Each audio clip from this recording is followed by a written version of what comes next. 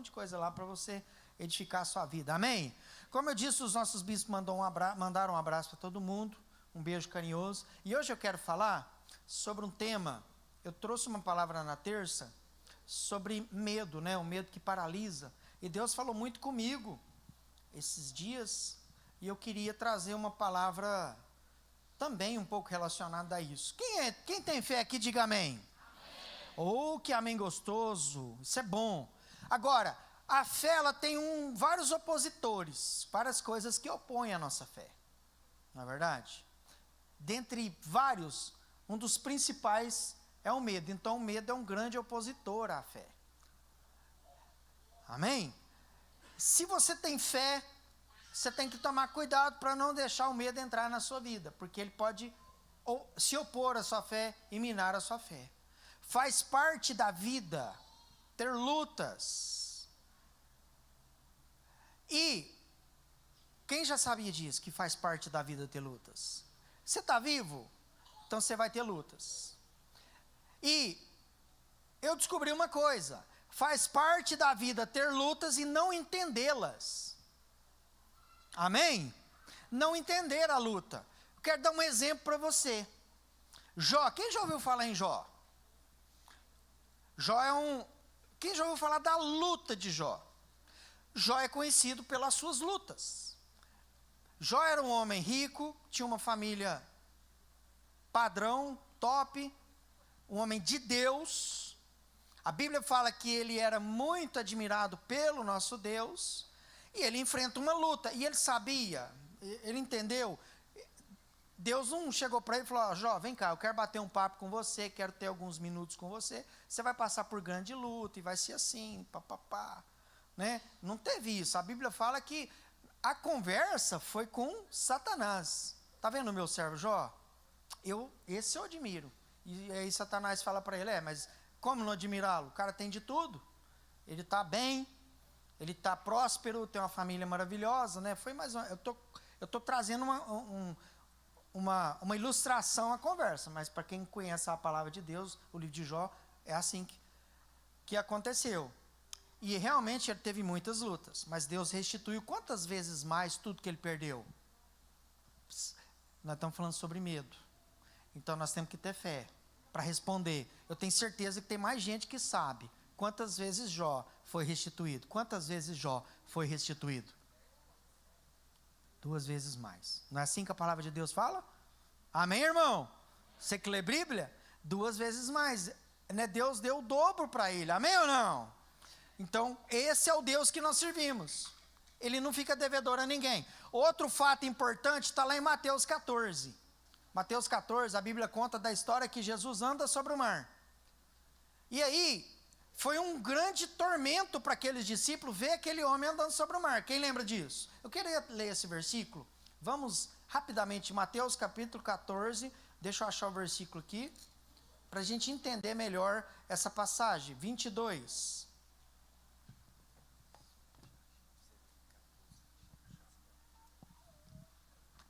Aí, já está na tela. Está aqui comigo, ela que me viu. Mateus 14, 22, falar nisso, Mateus, obrigado, viu, Mateus?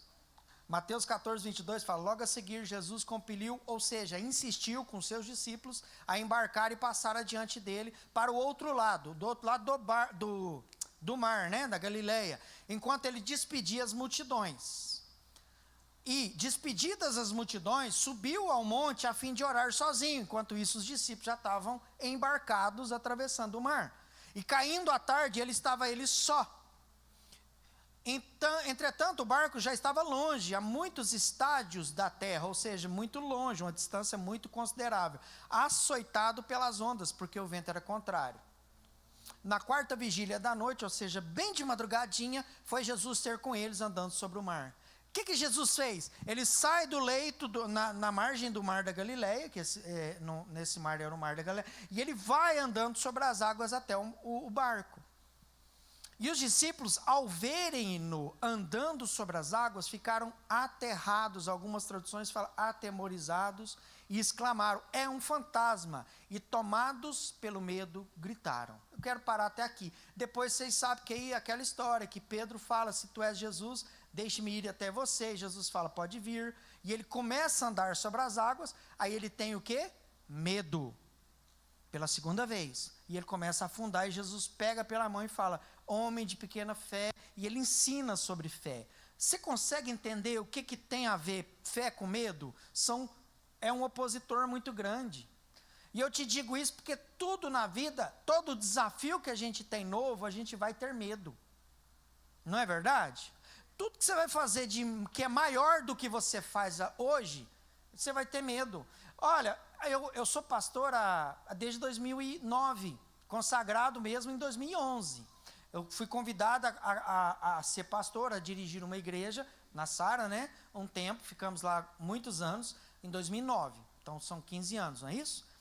Em 2011 eu fui consagrado, ordenado, mesmo lá em Brasília. E aí eu recebo o desafio de ser pastor de crianças. Eu era pastor da igreja inteira. Eu tive medo. Pedro teve, João teve, todos os discípulos tiveram. Não é verdade? Quando eu sou desafiado a trazer uma palavra em algum lugar, o frio na barriga dá. O meu filho, ele orou pelos aniversariantes, e era um desafio para ele falar em público. O Henrique, de 8 anos, a maioria conhece. E ele falou, papai, eu estou com medo, nossa, eu estou tremendo. Eu falei assim, amém, glória a Deus por isso. O dia que você não tiver mais medo, você não tremer, que não tiver, é porque o altar tornou-se algo comum para você. E o pior erro do ser humano, do crente, é as coisas sagradas se tornarem comum. Então, para mim estar aqui hoje é um desafio, é uma responsabilidade enorme, porque eu estou aqui em nome do Senhor, amém? E eu tenho um privilégio e ao mesmo tempo uma responsabilidade de trazer a palavra dele à igreja. E se for por mim mesmo, eu não conseguiria.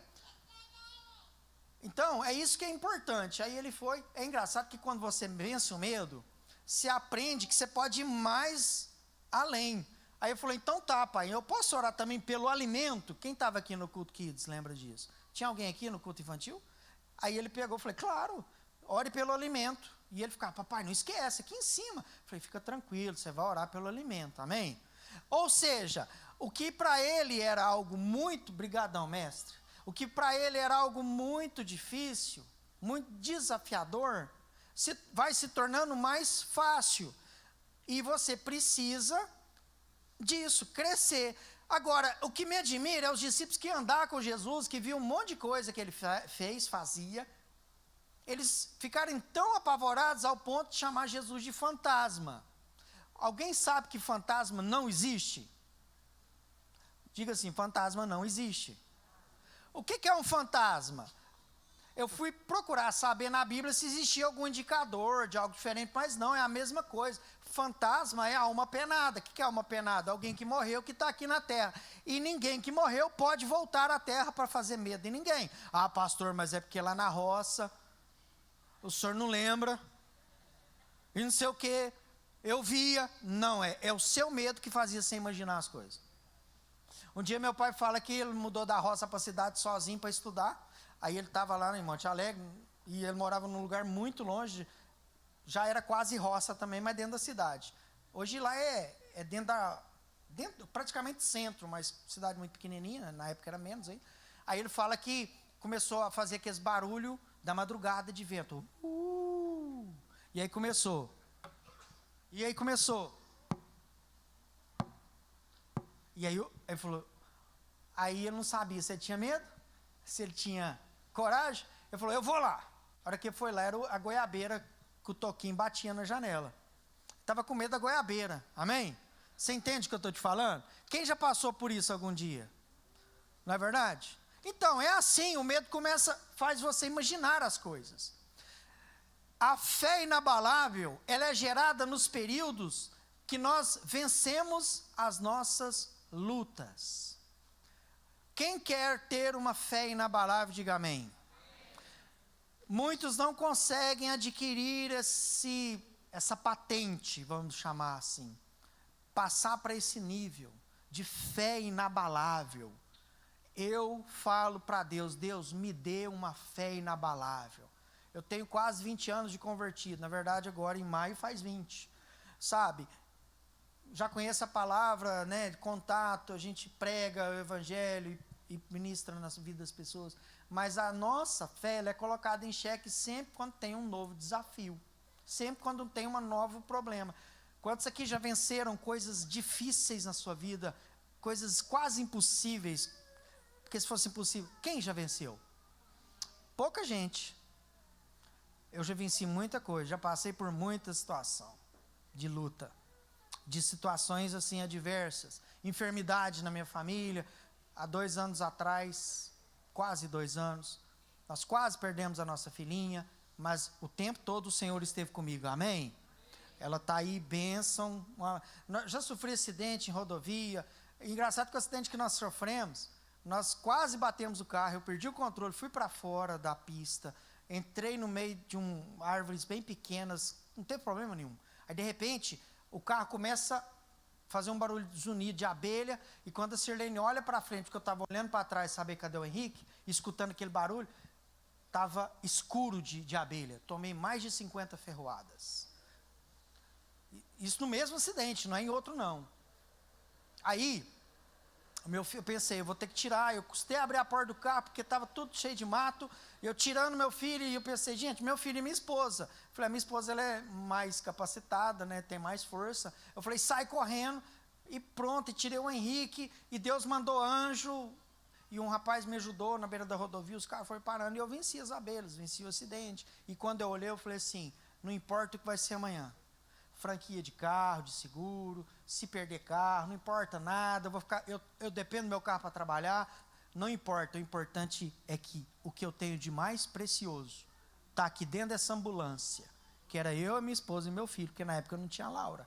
Eu falei, Senhor, louvado seja o seu nome. Comecei a chorar copiosamente, mas não pelo que tinha acontecido, pelo livramento que Deus tinha me dado. Hoje eu tenho mais fé com as coisas, hoje eu sei lidar mais se eu for atacado com a abelha, mas eu não sabia como, tanto é que eu provoquei elas do jeito que não deveria. Não vou te contar como é que é agora, amém? Porque senão a gente vai estender muito isso aqui. Mas aí tem mas você não pode fazer isso. Mas tirei camisa, comecei a fazer assim, não é verdade? Aí que eu atiçava elas mais, mas eu queria salvar a vida do meu filho. Mas Deus me fez, Ele não me livrou do problema, Ele me livrou no problema. Posso ouvir amém? Na situação. Diga assim, fé inabalável. Quem quer ter? Mas gente quer ter? Eu vou dar mais oportunidade. Quem quer ter uma fé inabalável? Ela só é gerada em períodos de lutas, que você vence, que você passa por eles. Eu quero abrir em Deuteronômio, capítulo 20, verso 1. Abra comigo, Deuteronômio 20, verso 1. Aqui o nosso Deus, Ele nos dá Ele fala sobre esse princípio, que é vencer o medo, né? Deuteronômio, capítulo 20, verso 1. Quem abriu, diga amém. Vou abrir aqui também. Você consegue colocar aí, Luiz? Não, é o Carlos, né? Muito obrigado. Quando saíres a peleja, ou seja, a luta, contra os seus inimigos, e vires cavalos e carros, e o povo em maior número do que tu, não temerás. Fala assim, não ter medo. Pois o Senhor teu Deus, que te fez sair da terra do Egito, está contigo. O Senhor, Ele fala, por que nós não devemos ter medo? Por que nós não podemos ter medo? Diga assim, porque Deus está conosco. Diga assim, Deus está comigo. Ele fala, não tenha medo, porque eu estou contigo. E Ele fala também, do mesmo jeito que eu te livrei de tudo que você passou no Egito, das lutas, tribulações, eu sou o mesmo Deus. Verso 2. Quando vos chegares à peleja, o sacerdote se adiantará e falará ao povo. 3. E dir-lhe-á, ouvi, ó Israel, fica povo de Deus, hoje vos achegais à peleja contra os vossos inimigos, não desfaleça o vosso coração, não tenhais medo, não tremais, nem vos atemorizeis diante deles. 4. Pois o Senhor vosso Deus é quem vai convosco a pelejar por vós contra os vossos inimigos para vos salvar. Amém? Verso 5. Os oficiais falarão ao povo dizendo, qual é o homem? Essa aqui eu quero parar até no 4. Posso ouvir um amém? Então, algumas lutas. A primeira informação que esse texto fala, no versículo 1, é que algumas lutas, aparentemente, eu digo aparentemente, porque na verdade não é assim que acontece, você estará em desvantagem. Muitas das nossas lutas de amanhã, segunda, terça, do mês de abril, maio, final de 2024 inteiro, aparentemente você estará em desvantagem aos olhos humanos. Quando a palavra de Deus fala, no verso 1, fala assim, e eles forem mais numerosos do que ti, Deus ele vai permitir com que nós passemos, volta no versículo 1, Carlos, fazendo favor, ele vai nos fazer passar por situações em que os inimigos serão maiores do que nós. Você precisa ter isso em mente. Olha lá. Não temer, quando você sair, e o povo for, e o povo maior em número do que tu. Então, nós precisamos entender que às vezes nós ficamos desanimados, porque às vezes você vê uma luta grande demais, uma incapacidade sua, você se vê tão incapaz, você se vê tão pequeno diante do problema, e é isso mesmo. Fala para quem está do seu lado, fala assim, isso é normal. Isso faz parte do processo. Posso ouvir um amém? Isso é assim mesmo, porque guerra que não tem dificuldade, que não te faz crescer, não é guerra. E se nós não temos isso, nós não vamos crescer. Um problema grave de muitas pessoas é não aprender a andar pela fé, mas andar pelo que os olhos veem. Ande pela fé e não pelo que o seu olho vê. Todo desafio, quando você olha ele com os seus olhos naturais, você tende a sempre dar um passo atrás. Hoje eu moro numa casa própria, é minha casa. Amém? Aí nós falamos, vamos comprar uma casa. A pastora Shirley que nos ajudou muito nesse processo. Ela é corretora também, né? Aí, nós resolvemos em 2020, no auge da pandemia. Mas nós também queríamos outro sonho, ter o nosso segundo filho, que veio a Laura. Aí, a gente vai e bate o martelo, sem saber que estávamos esperando a Laura. Já estávamos grávidos, né? A gente bate o martelo, achamos a casa que a gente queria, aprovou o financiamento, já tinha o valor da entrada, beleza. Só que a gente estava no processo de engravidar, de ter o segundo filho. Detalhe, pela medicina, eu e a minha esposa somos praticamente estéreis. Os nossos os nossos exames falam isso. Olha, os médicos ficam impressionados. Tanto eu como ela, não é só eu não, é eu e ela. Aí você fala, mas foi um erro lá, foi alguma coisa. Não, no do Henrique foi assim. Não precisamos de tomar nem um remedinho, nem a garrafada do irmão da igreja, né? Da Assembleia de Deus, aquele que é porreta mesmo. Nem gemada, não tomei nada. Posso ouvir um glória a Deus? Engravidamos. Só que aí, começa a gastar. Comprou uma casa praticamente na planta. Vamos pôr isso, vamos pôr aquilo outro. Essa aqui eu não quero essa pia. Vamos comprar essa aqui esculpida, não sei o quê, papapá. E só gastando dinheiro. Aí a pastora vira para mim e fala assim, eu estava pensando, acho que a gente podia dar uma pausa nesse negócio de engravidar. Porque nós estamos gastando muito. Eu falei, glória a Deus. Aleluia. Que bom que ela teve ideia. Você sabe que eu estava orando em cima disso, amor? E estava mesmo. Só que aí quando a gente foi saber, a gente já era grávido. O milagre aconteceu. Aí o que você tem que fazer? Você tem que olhar para o negócio e falar assim, agora temos dois desafios pela frente. Acabar de construir a casa, né? Na verdade quem constrói é o construtor, mas é a gente que acaba investindo, né? E o processo da gravidez, que também é um processo desafiador. E no meio de uma pandemia. Às vezes, irmão, eu quero te falar uma coisa. Se você quer crescer, você precisa estar preparado. E falar, Deus, o Senhor pode me colocar na guerra que o Senhor achar que for necessário para me crescer. Agora, muita gente tem medo de falar isso. E eu até te dou razão, não tem problema, isso é algo pessoal. Mas falar, Deus, se for preciso eu passo por esse desafio, mas eu quero sair de onde eu estou. E eu tenho falado isso para Deus hoje.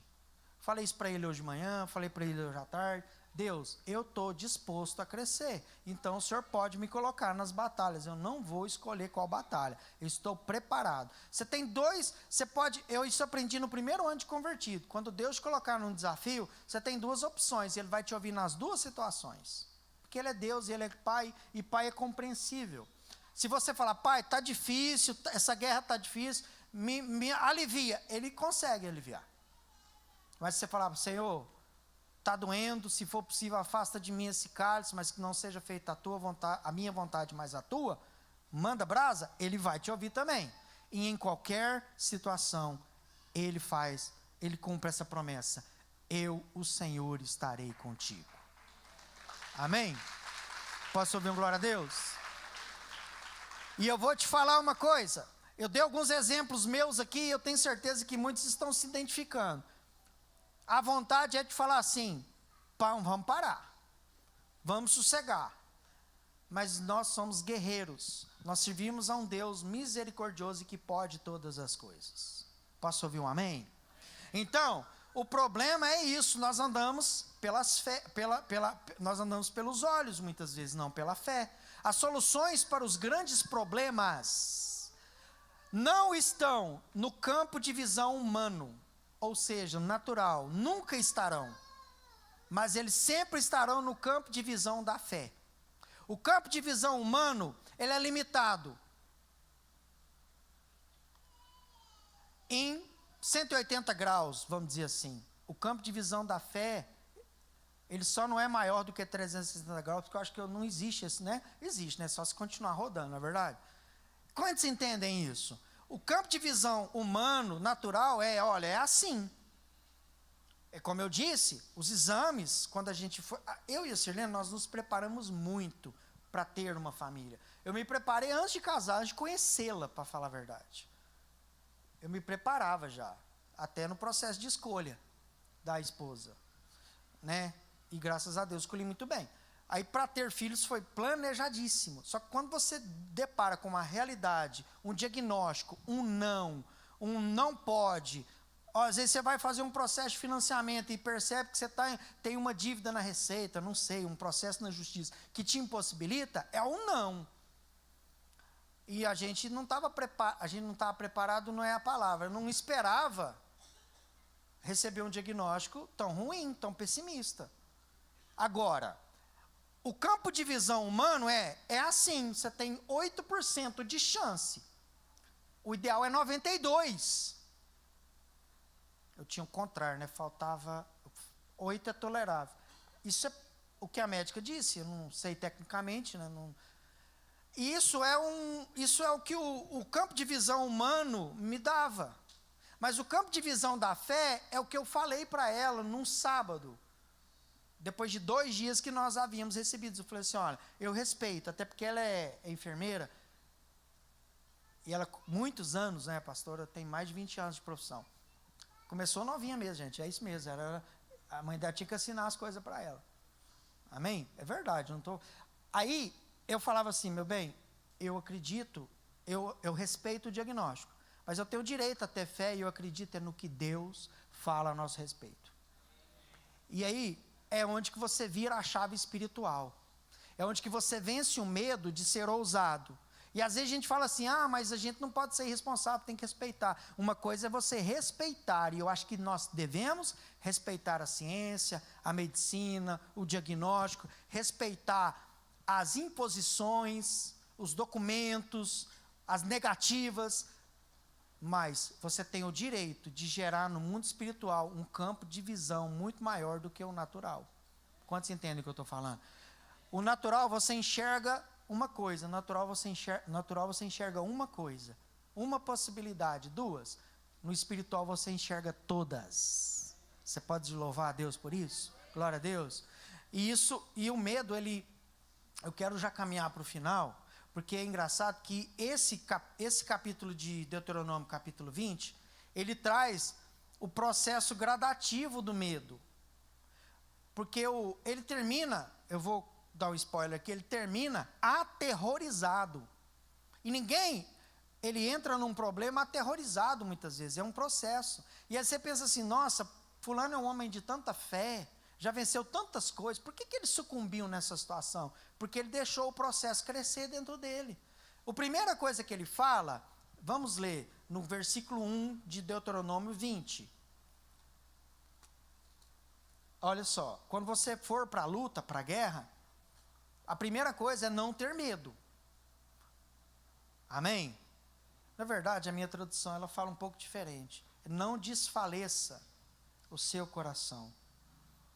Não é isso? Deixa eu ver aqui, rapidinho. Não, não ter medo. Deixa eu abrir aqui minha tradução, só um instantinho. Deuteronômio, capítulo 20. Deuteronômio 20, verso 1.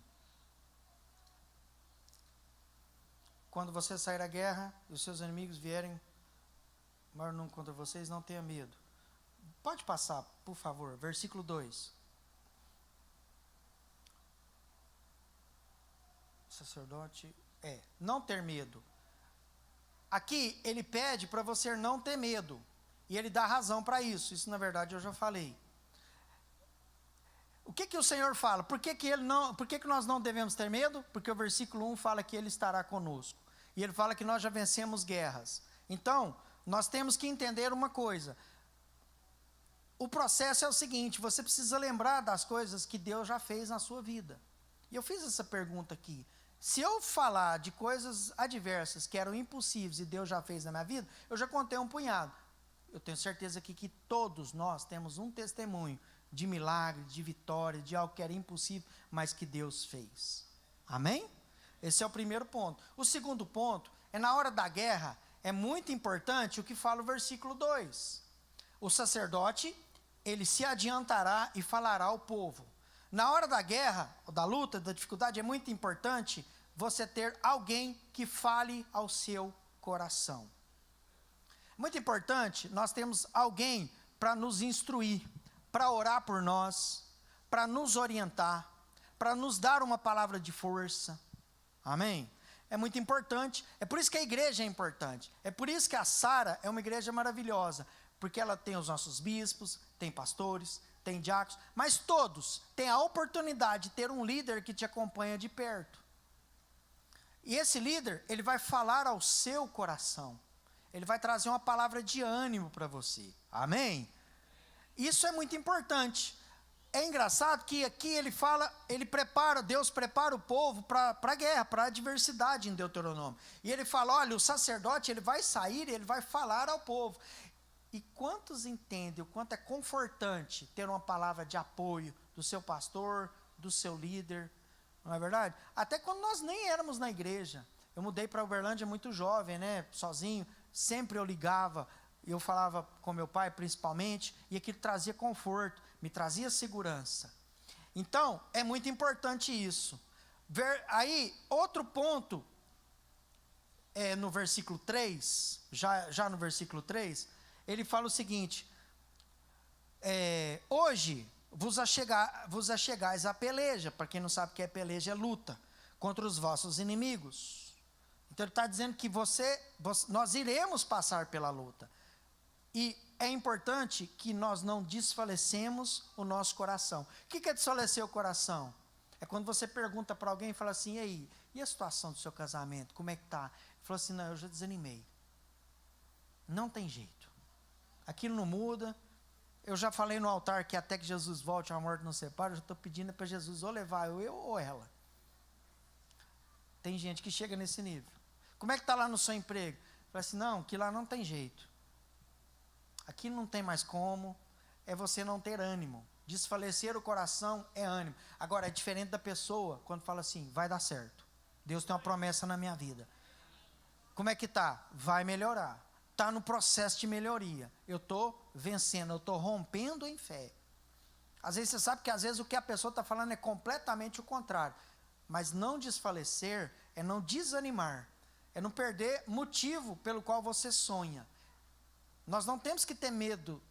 Muitos de nós temos tanta dificuldade que a gente dorme no domingo e fala assim, segunda-feira, você podia demorar mais para chegar. Eu já passei por isso. Passei por isso dentro da igreja, irmão. Mesmo quando eu era pastor. Eu falava assim, hoje a noite podia durar mais um pouquinho. Por quê? Porque a gente sabe que a gente vai ter dificuldade. Mas ao mesmo tempo a gente precisa ligar para alguém, orar, principalmente buscar o seu devocional com o seu Deus.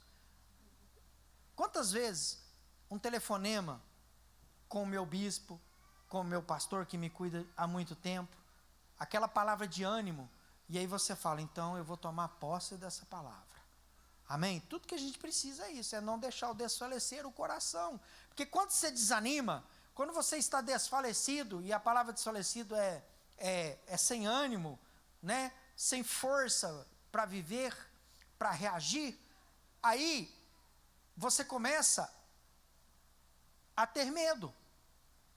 E quando você tem medo, o medo instaura no seu coração. Existe um medo que é bom, mas existe um medo que é paralisante. É desse medo que eu estou falando. É daquele medo que assustou os discípulos no barco, a ponto deles ficarem aterrorizados. E aí, depois do ter medo, entra o não tremais. Quem aqui já teve tanto medo por alguma situação que chegou a tremer? Todos nós. Não é? E é engraçado que o medo, ele começa a entorpecer a sua mente. Ele começa a gerar em você uma imaginação, uma criatividade maligna, de achar que está acontecendo alguma coisa. Eu não citei o exemplo da goiabeira lá no meu pai? Tem gente que tem tanto medo de passar mal, que começa a passar mal. Eu lembro que no meu casamento, chegou nas vésperas assim, eu começava a passar mal do nada assim, eu falei assim, não estou passando mal. Isso é coisa da minha cabeça, e sarava. É crise de ansiedade. É isso que a palavra de Deus está falando. Nós não podemos tremer. Tremer é isso. É chegar num estado que você não controla mais sua emoção. E aí, o problema do tremer é que você perdeu totalmente o controle da situação. Quando você perde o controle da situação, o seu corpo começa a dar reações. Quem entende o que eu estou falando?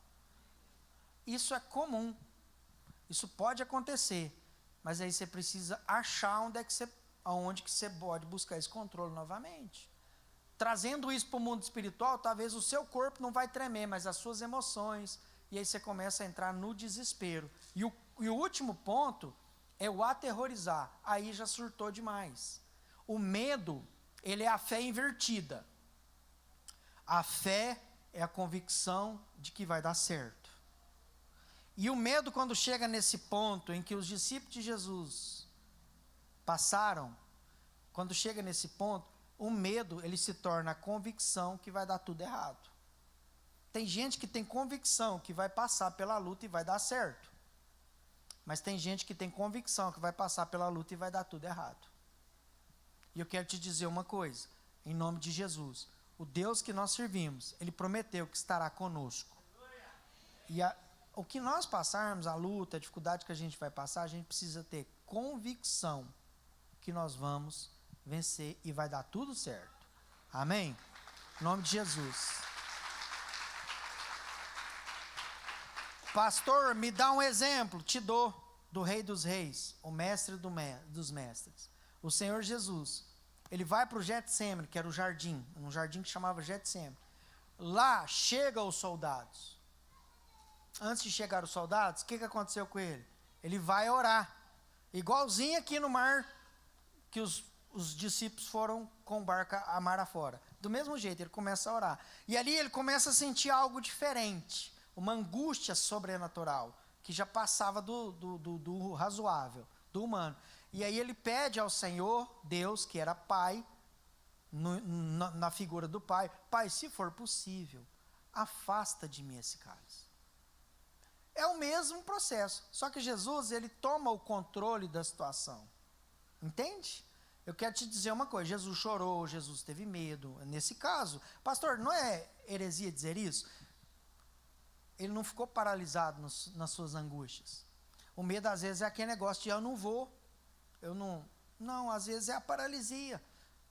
Ele não paralisou, ele pediu a Deus. Mas só que não era a resposta que ele queria, no que Deus queria. E ele continuou, falou assim, porém que seja feito. E qual foi a vontade de Deus? Levá-lo para a cruz. E é engraçado que Jesus, por que Jesus fala isso, sendo que ele já tinha promessa que ele mesmo declarava, eu vou, mas eu volto. Eu vou passar pela morte, mas eu vou ressuscitar. Ele sabia da ressurreição. Ele sabia que ele venceria tudo aquilo. Mas ele também sabia que seria doloroso o processo. A luta ela é um processo, é inevitável, mas ela promoveu Jesus. A palavra de Deus fala que não existe toda língua se confessará o nome de Jesus, e todo joelho se dobrará ao poder de Jesus. Amém? O que promoveu Jesus foi vencer a sua guerra, e o que vai te promover é vencer a sua guerra. Posso ouvir um amém? Eu quero finalizar com o Salmo 27. O Salmo 27, eu quero ler do versículo 1 até o versículo 4.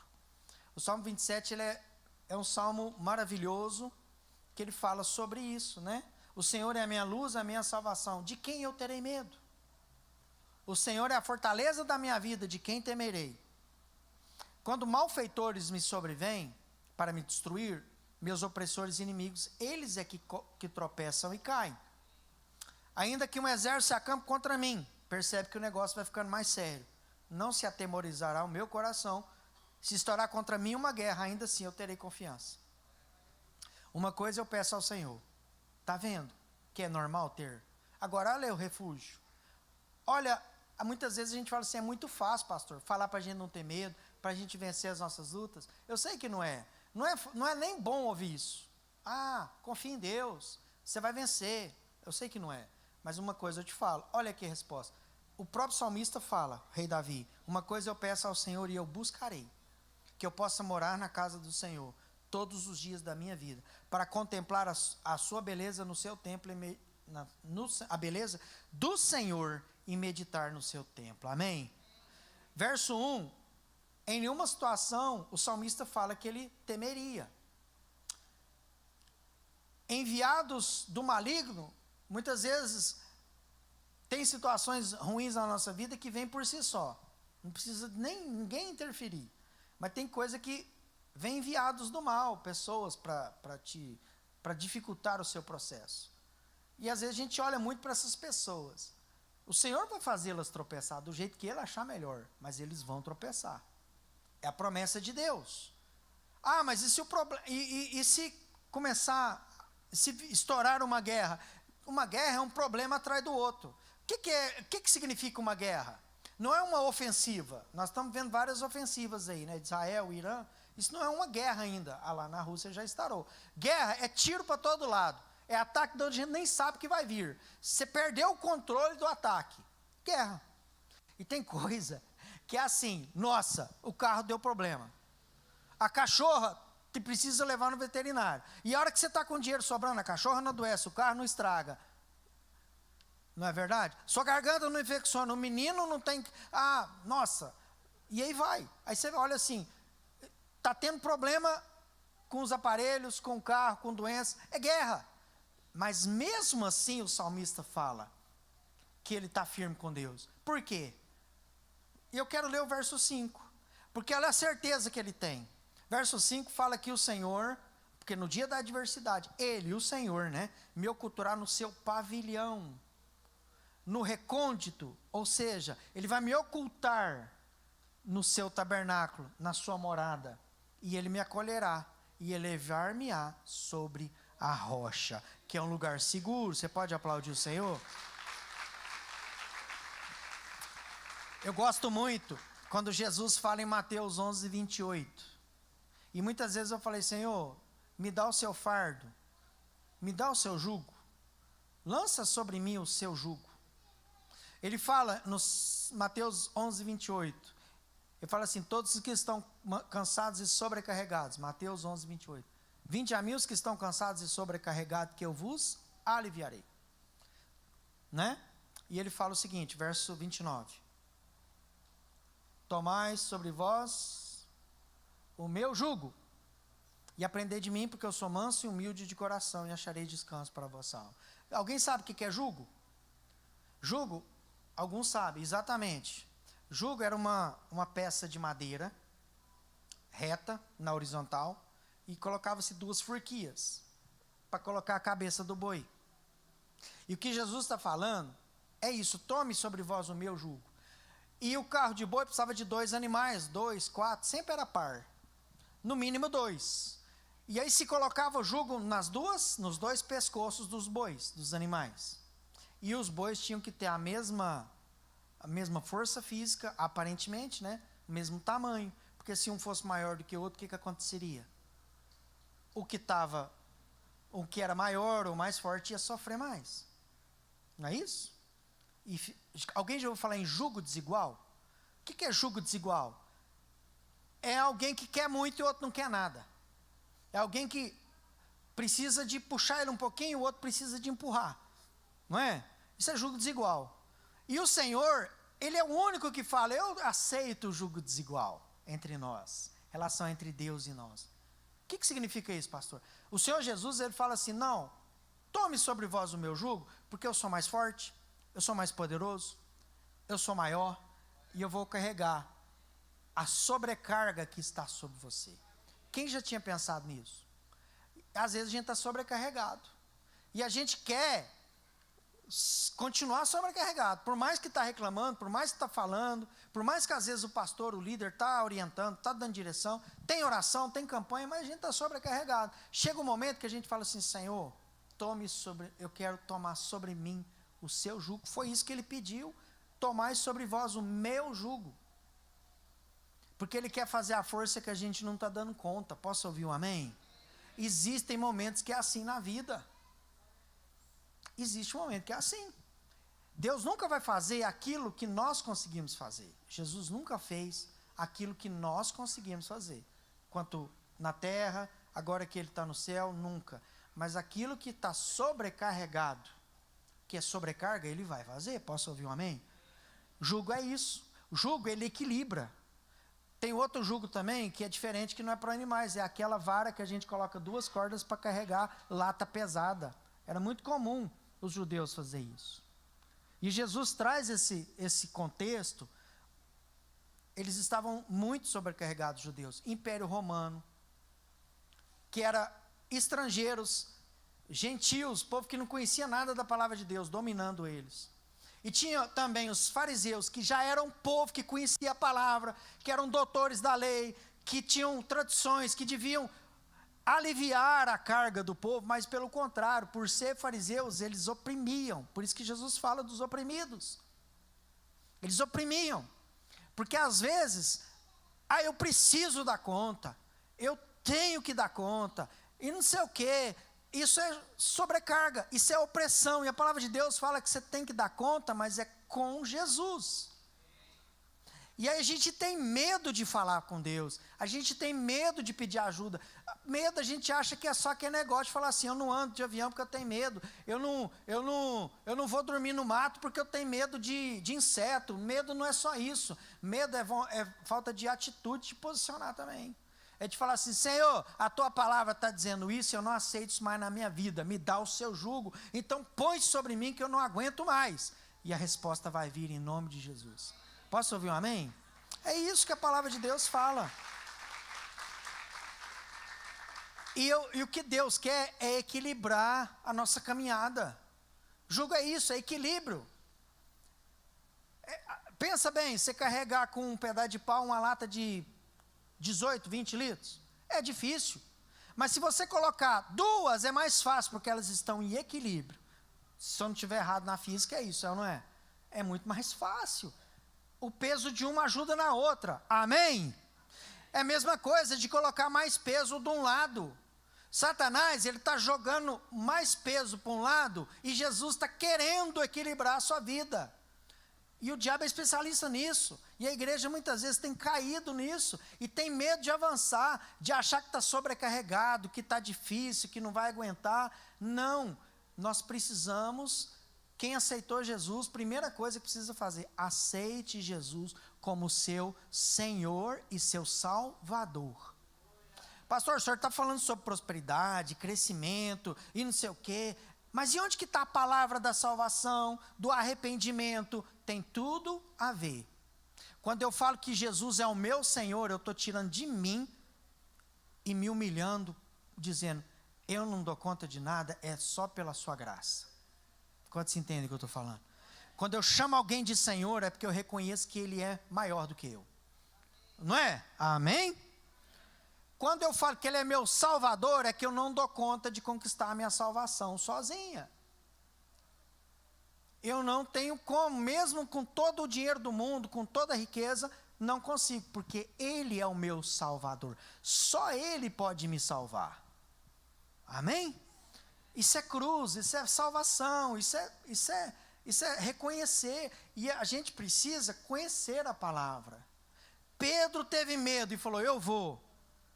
Mas também, a hora que ele estava com coragem, ele teve medo e Jesus, o que Jesus fez? Ele não deixou afundar. Por mais que, pensa bem, falava assim, que cara cabeção. Que discípulo que não entende. Acabou de falar, acabou de ver que dá para fazer, que tem condição de vencer o medo. Achou que era fantasma, estava gritando alguns segundos atrás, ou minutos, não sei. E agora cai de novo, mas Jesus fala, ele fala a verdade.